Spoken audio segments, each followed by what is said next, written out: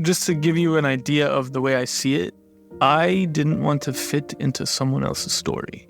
I didn't want to be just the gay brother or the gay uncle or anyone's gay anything. I wanted to be, the hero of my own story. So when I really asked myself, who do I want as part of the story? My mother and brother and extended family, really, they're part of it. And I want them to be part of it. And I think when I center that in coming out to them, I'm really telling them, hey, like, this is the version of my life that I want to live, and you're part of it. And I would like you to be a part of it, not under false pretenses, where I fit into whatever idea of me that you have, but we're seeing each other for the people that we want to be. Yo, you made it. My name is Omar Shaker, and I'm honored to welcome you to the Gumpcast, where we have deep conversations about the human spirit and what keeps us going despite the shittiness of it all.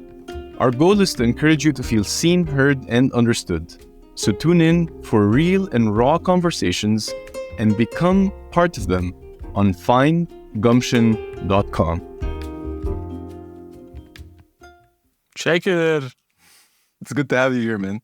Yeah, I'm happy to be here. Thanks for making it to the treehouse, aka the studio, which is where I live and I'm recording this season from.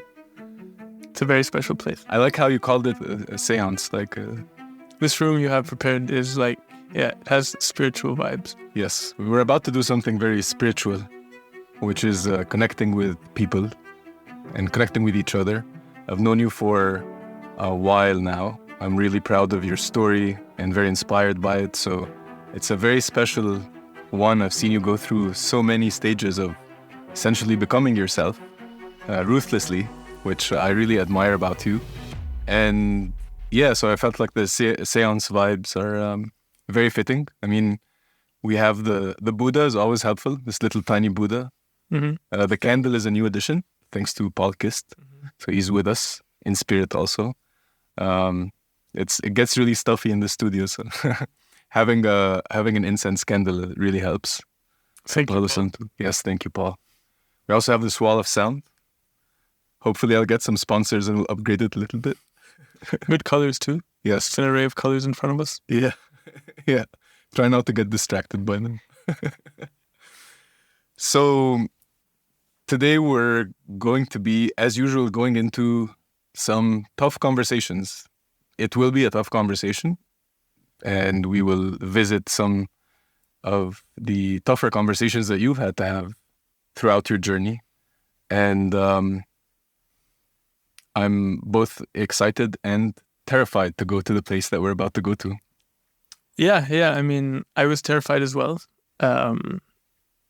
I thought about it a lot for a while, maybe even up to 14 years. But when I finally did it, I remember I had a very good friend in my apartment. And I walked over to my mom's apartment and she was doing the dishes, and I was dead set on telling her that I'm gay.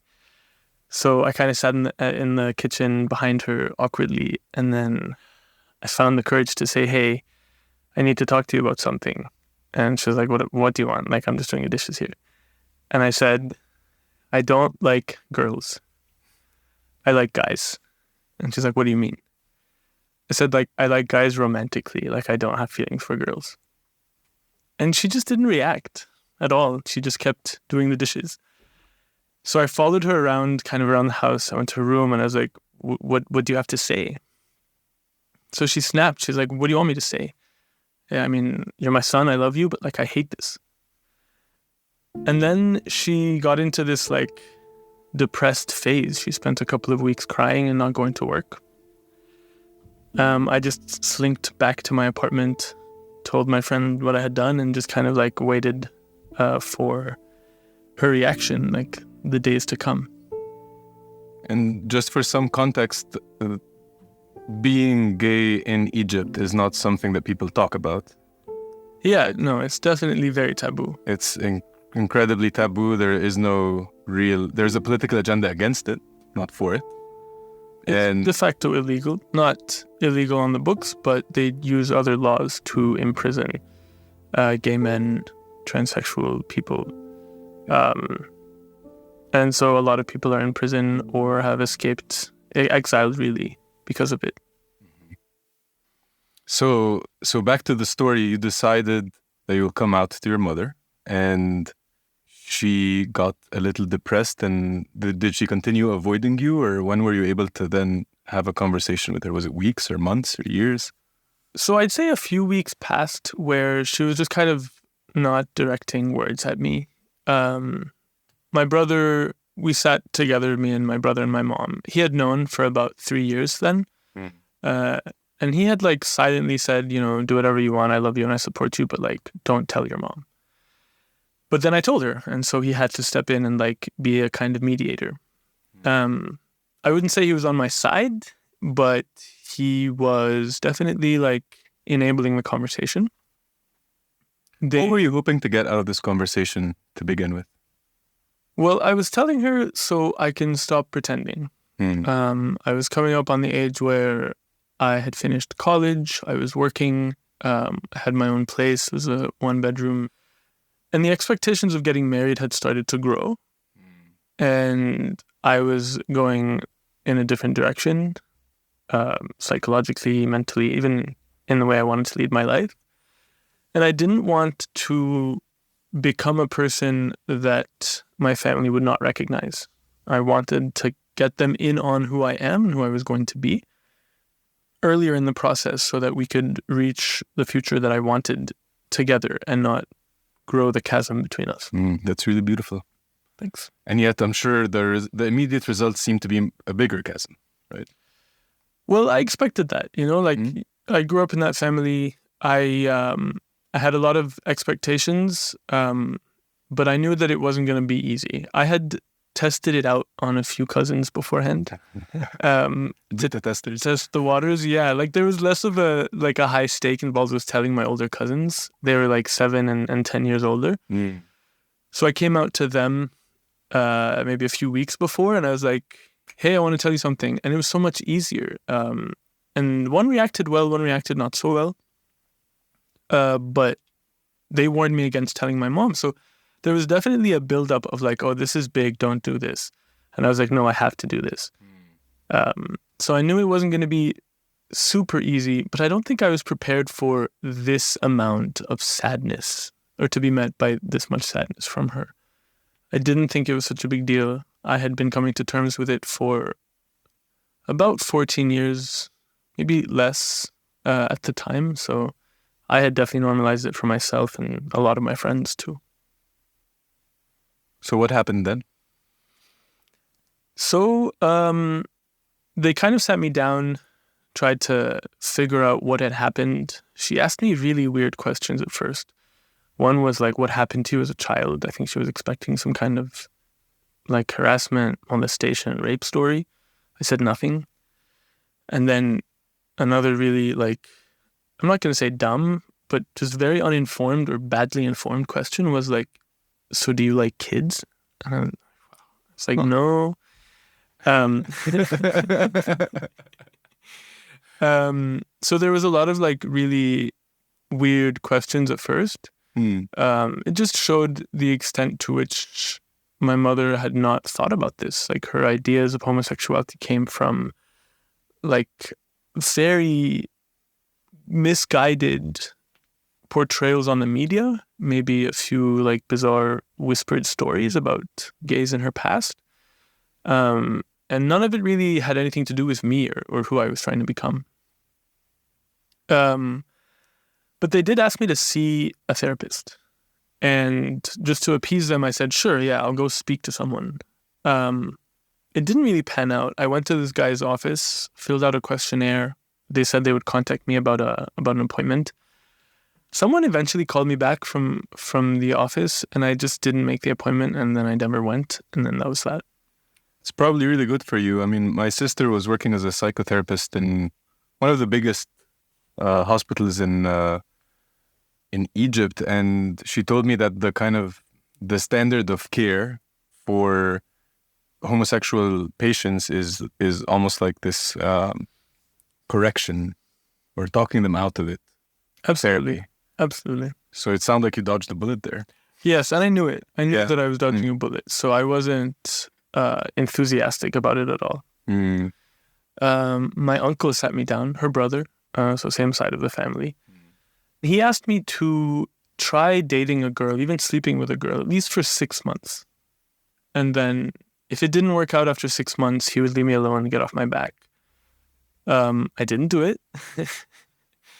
I was just like, I nodded my head, be like, yeah, okay, cool. And then I left his office and we never talked about it again. How old were you when that was happening? I was 25. 25. Yeah. And how old are you now?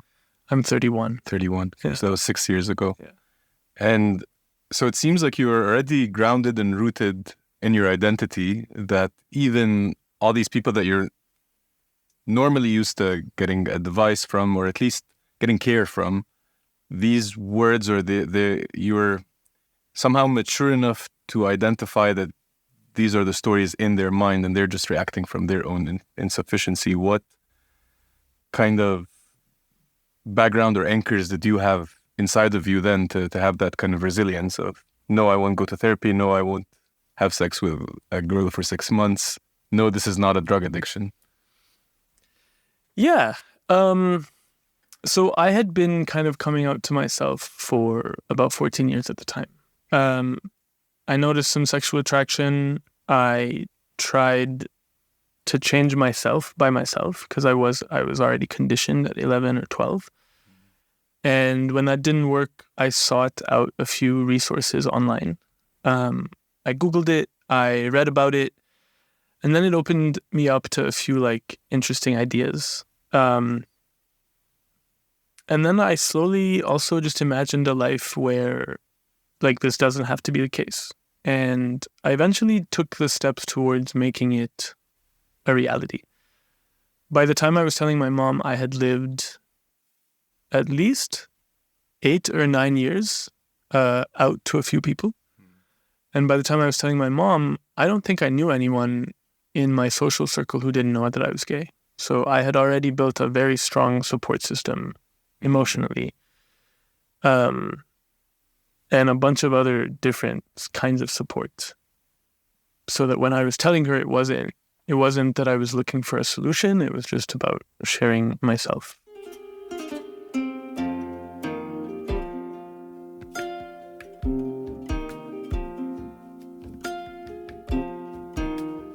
Okay, so at that point, the conversation seems to be about them trying to change you or fix you, and they're kind of in this state of shock. Everyone's trying to react to it. What happened next? What was the sequence of events after that? When my mom stopped crying after a few weeks, she had stopped going to work, family business, so not a big deal. She started to just ignore the entire thing. And we kind of slowly went into this, we don't talk about it, but we're just kind of slowly drudging on. And she's kind of depressed and not super enthusiastic about things. And it was maybe a few years, I think after about 7 months or 8 months of coming out to her, I left for grad school in the US. And it took 2 years of grad school of just shallow interactions with her before another kind of moment happened 2 years after.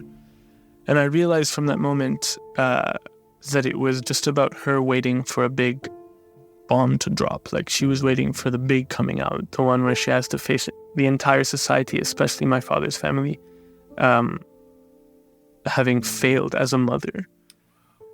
And 2 years later, when we traveled with my dad's family, and I didn't embarrass her, and I didn't come out to them, I think she relaxed a lot. She was like, okay, so this is a manageable little secret that doesn't need to change my life. And ever since then, it's just been an improved relationship with her, predicated, I think, on the fact that I haven't come out to my extended family. Mm-hmm. So how's the relationship with your mom now, 6 years later? And what were kind of development since that first, you leaving versus now when you interact with her and come back to Egypt? That's a good question. So first of all, I recognize that it took me a long time to get to where I was when I was coming out. So at 25, it had taken me a long time to build up the courage to be who I am, to be fully convinced of who I am enough to want to broadcast it. And I wanted to make some space for her to also have her own journey around it. It's something that I've been considering and thinking about and living through ever since I became sexually mature. And it took me more than 10 years. So I planned for 10 years of her to come to grasp this and kind of accept it. So we're 6 years into these 10 years, and our relationship has improved tremendously. But also, my mother's very well educated. She went to one of the best schools in Egypt, one of the best colleges, and has herself been aware of things outside. She read a lot as a teenager. So the mold that I had to break wasn't so tough. Mm-hmm. And she had lived through her own story of liberation, and I grew up listening to how she married outside of her religion. She went against her parents. She got ostracized by her community. Which is equally, if not even more, a big deal in our society. Yeah. People are killed for it. Yeah. And so she eloped with my father because her family tried to break them apart. And she came back and she was estranged from them for 2 years until a tragedy brought them together. So, wow. So she had her own story that she could kind of go back to. I think when I realized that the main thing that she was holding out against was society's judgment of her. And that was the thing that once she kind of relaxed around the fact that I wasn't about to come out super publicly, especially to my conservative extended family, she relaxed around the entire idea. We stopped talking about it. We don't mention it actively, but now she knows my gay friends. She's come to visit me in New York. She's interacted with the life that I've built for myself, and she hasn't rejected it violently. She's made space for it, and I think that space keeps growing year after year. So it's definitely going in a strong direction, but not without first starting off very turbulently. And in some of the questions that she asked me when I first came out to her, she was trying to find blame. She was trying to blame it on something or someone. Mm-hmm. And at first she asked me about who I'm hanging out with. My friends had turned me gay, and she knew all my friends. They weren't strangers to her. And then she asked me, I told you about she asked about what happened to my life, but I don't know why I picked up a book at the time, and it happened to have a pretty strong thesis that could have answered her question. I didn't share with her what the book said, but this was Joseph Massad's book, Desiring Arabs. Joseph was a student of Edward Said who wrote about Orientalism. And he had a theory very much along these lines. He was like, the Gay International, the kind of group of institutions, what are they called? Not-for-profits? Not-for-profits? Yeah, Human Rights Watch, Amnesty International. All of these were tools by the West in the late 90s to push out this gay identity. And he thought it was a complete Western imposition on the Middle East to even think of oneself as gay. And that really shook me when I was reading it. It was hard to grapple with. How old were you when you were reading that? I was 25. It was right after I got that same time, okay. And it was almost like validating my mother's questions. Why am I like this? Or why have I accepted it so readily? And so I started to identify that, or come to terms with the fact that this readiness that I have to come out, to adopt gay as my identity was a product of my exposure to Western ideas, my adopting these Western ideas. And to come back to, what it meant to choose between my culture or the local culture and this Western gay identity, I decided that there's more benefit in it than harm.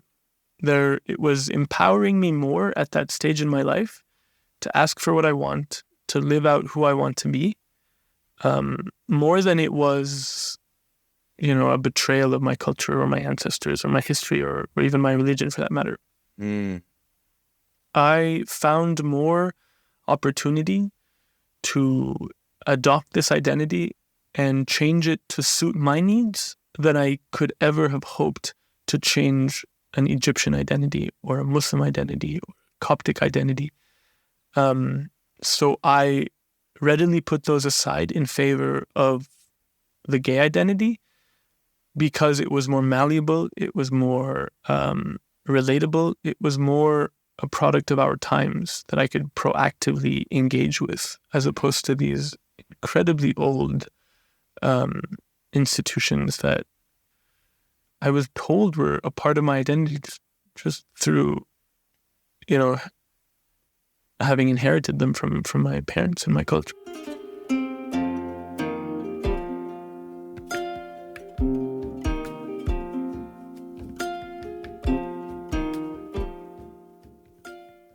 That's if we rewind a little bit to you being comfortable with your identity to begin with, where did it start and what kind of resources did you start accumulating, reading, and where did you, what was the kind of the sequence of events that sparked, oh, I'm ready to come out, I'm ready to pursue this and pursue my truth?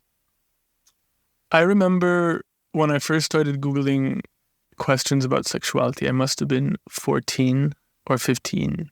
I was at school in Cairo. There was no way I was coming out then. There was no concept of what it is to be gay. I knew that I was attracted to other men, and I must have Googled something like that, like attraction to other men or something like that. And I fell upon this really cool website. It was called teenwire.com. I later found out that it was made by Planned Parenthood, and it had a really cool FAQ section. And among the things that I read was like, what does it mean? It helped me put some words on it. It helped me kind of wrap my head around what gayness is, what gay sex is, what it meant to come out, and when was a good idea to come out, and when was a good idea not to come out. And just by planting the seed of ideas, it allowed me to find the information that I needed and to formulate a sense of self that was protected or shielded from the culture that I was living through. And then I just took a few steps towards realizing that coming out or that self-actualization. I didn't apply to a single college in Egypt. I only applied to colleges in Canada. I had decided that that's where I want to go. And I knew that was an option for me because I was a Canadian citizen, so it was an easy option. But it was like a definite, I'm going to go and I'm going to save my experimentation until that phase. So even though I was aware of all this attraction, I didn't act on it until I felt like I was in a place where I was safe enough to do something with minimal consequence. So I just put myself in there, and I slowly started taking steps towards, approaching men, telling a friend here and there, getting some mixed reactions, but mainly positive. And then watching a lot of movies, TV shows that had gay-themed storylines and characters, a lot of coming-of-age stories that really, it made it so that I saw all these different little stories of people coming out, whether it was in Western countries, non-Western countries. It helped me imagine a future where I was living out this really life-affirming and self-defining portion of myself. And in doing so, it also kind of turned me off of religion. There was a moment where I had to choose between myself and some of like the most core identity parts of myself and the God that I was told would judge me and burn my soul in hell if I did. I ultimately chose the thing that was much more tangible for me, and that was the part of me that reacted to loving and being attracted to other men. So yeah, I came in with all of that. And you asked what I was reading as well. Not a lot of gay stuff back then. I was watching a lot of movies. I think I went through every single gay-themed movie that had any reputation online. Not pornographic for that matter, pornographic too, but also just like coming of age and romance and all that stuff. It was a very, very important part of seeing representations of who I wanted to become played out. What were some of these movies? You remember? Yeah, of course I do. So I remember the very first kiss I ever saw on screen, and ironically, it wasn't when I had left for college at all. It was a TV show I was watching with my mom, not simultaneously, but we would pass each other these like files on CDs of Desperate Housewives, and Bree's son, I remember, was gay, and he was kissing his boyfriend right outside their house, and she was watching from behind the curtains, like inside, and he leaned in and kissed the guy, and I was like, oh my God, that's insane. I've never seen this. I've only ever imagined this. I must have watched that scene like 3 or 4 times. And her reaction from behind the curtain is like, she's so angry, she snaps the stem of a wine glass, just like to let out her frustration. Yeah, there was a bunch of others too. I remember a French one called Juste une question d'amour, just a question of love. Also a coming of age story. There was also a Spanish or Peruvian one called Contra Corriente. Also about like this closeted fisherman who falls in love with this artist in town, and then the artist dies, but then he keeps his affair going with the ghost of the artist. It was all like nice. It was all really good stuff, honestly. That's why I set up the studio this way today. It's because of that specific story. I wanted to recreate that experience for you. I mean, gay ghosts are really good. Yeah, thank you all gay ghosts with us today.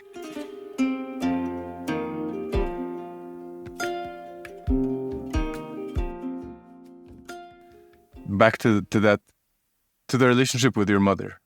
And I see a lot of families breaking because of such conversations. So in some ways, you know, it would have been easy for you to say, my mom is homophobic, my uncle is homophobic, my brother is semi-homophobic, and I am leaving and never coming back. So just to bring it back to your story, you decided that these conversations are worth having, and maybe not with the intention of changing them, but definitely with the intention of changing. Yeah? Yeah. Well, I mean, just to give you an idea of the way I see it, I didn't want to fit into someone else's story. I didn't want to be just the gay brother or the gay uncle or anyone's gay anything. I wanted to be, the hero of my own story. So when I really asked myself, who do I want as part of the story? My mother and brother and extended family, really, they're part of it. And I want them to be part of it. And I think when I center that in coming out to them, I'm really telling them, hey, like, this is the version of my life that I want to live, and you're part of it. And I would like you to be a part of it, not under false pretenses, where I fit into whatever idea of me that you have, but we're seeing each other for the people that we want to be. And I think I was able to do that with a lot of them because I came from a position of power. Like, I had my life going for me. I had my place on my own, and I was just asking them to be present in an emotionally supportive way and not seeking their help in any way. And I think it goes down a lot easier when someone's being asked to do something because you care about them, not because you need them for their resources. Mm.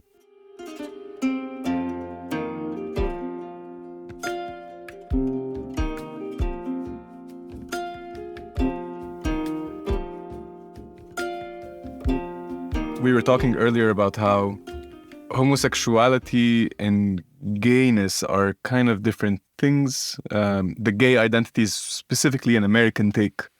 And you've lived in Montreal, but you've also lived in San Francisco, where we're recording this episode. And you currently live in New York.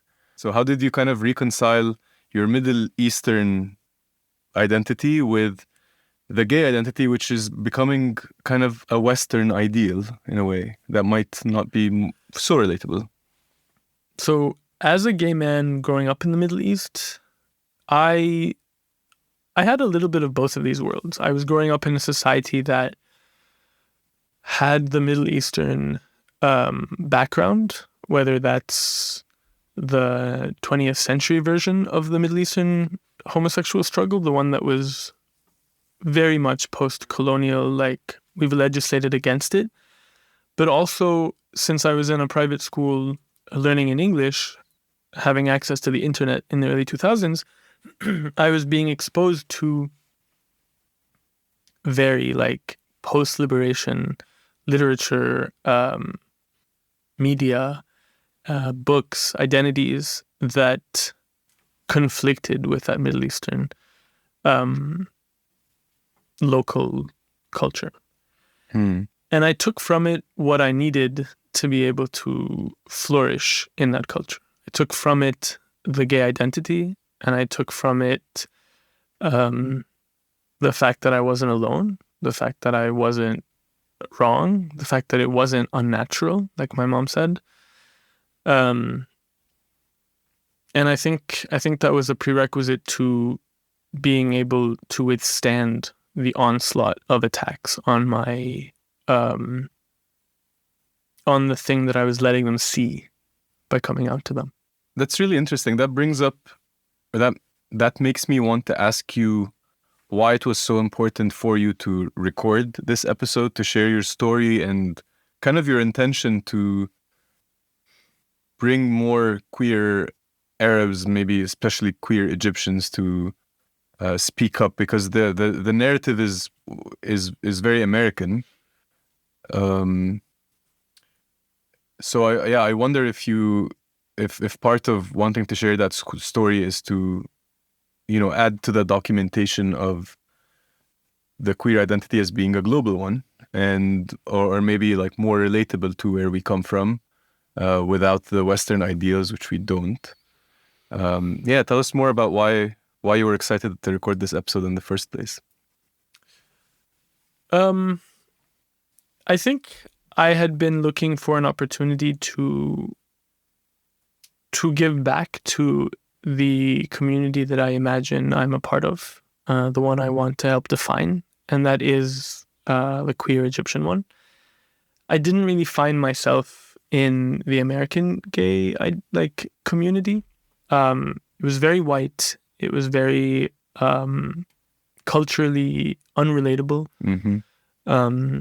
Think like drag shows, Broadway musicals, a lot of like circuit parties. That's the American gay identity of today, especially in the big cities. Mm. And I didn't find myself in it. And I've been trying to find and relate to a gay Egyptian identity. And I recognize that coming out was a political imperative that came about kind of in the 80s when the AIDS crisis was happening, and it was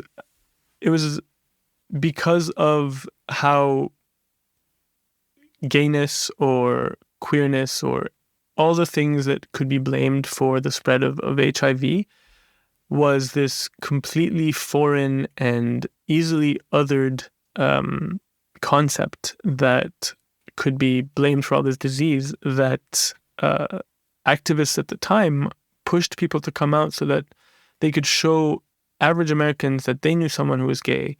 Their son, their daughter, their cousin, their relative, they're gay too. And this issue, this HIV issue, wasn't like this bizarre, deviant thing that the government needs to stamp out. It was something that affected everyone in society around them.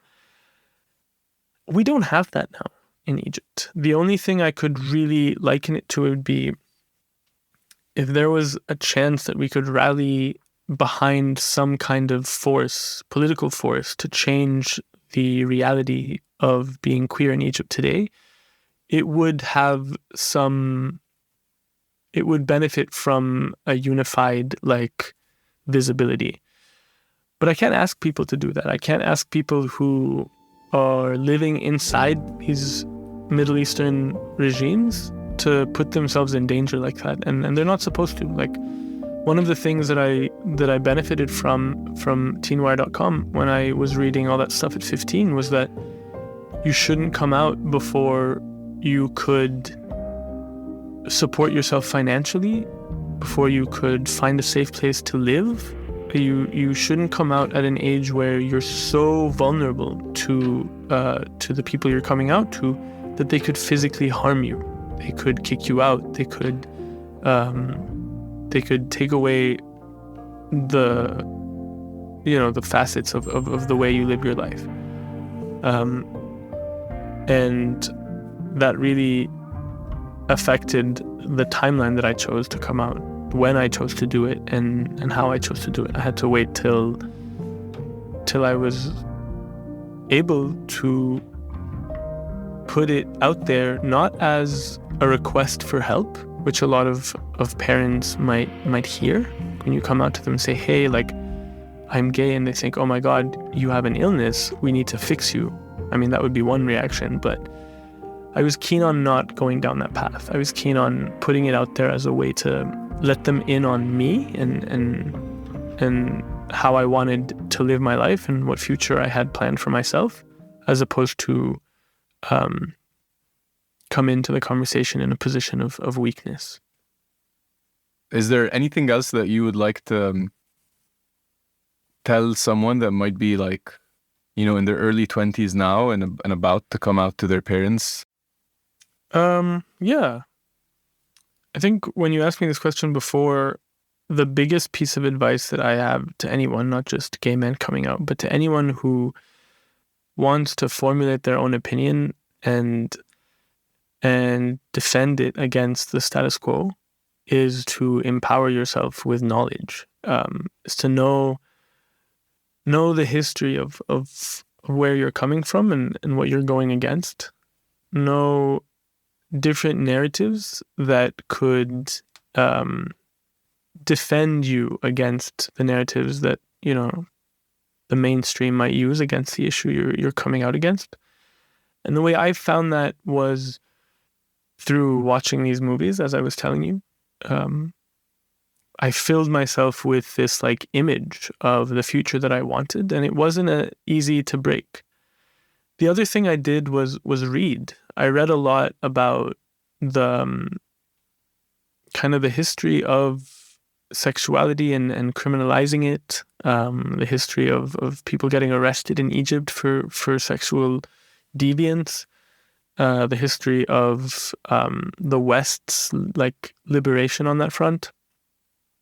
And all of these, they put me not as a single point at war with, an entire society, but as part of a whole rank of what I view as progress on issues that are bound to improve as people are liberated to make individual decisions, to live life in a way that doesn't necessarily follow the mold of the patriarchal system. And I was only able to do that by recognizing the importance of my own history, the history of gay men, but also the history of the people who I knew were going to oppose me, the history of Islam, Christianity, Egypt, colonial powers, and how they've created the world we live in today, the world I wanted to come out in. just so I knew how to respond, even not necessarily outwardly, but inwardly, to accusations from my family that this was unnatural. No, it's not unnatural. Like, we see it in nature all the time. We see it in penguins. We see it in chimpanzees. We see it in human societies going back millennia. Like, what is unnatural about that? It's more unnatural to say, like, monogamy. Monogamy is really unnatural.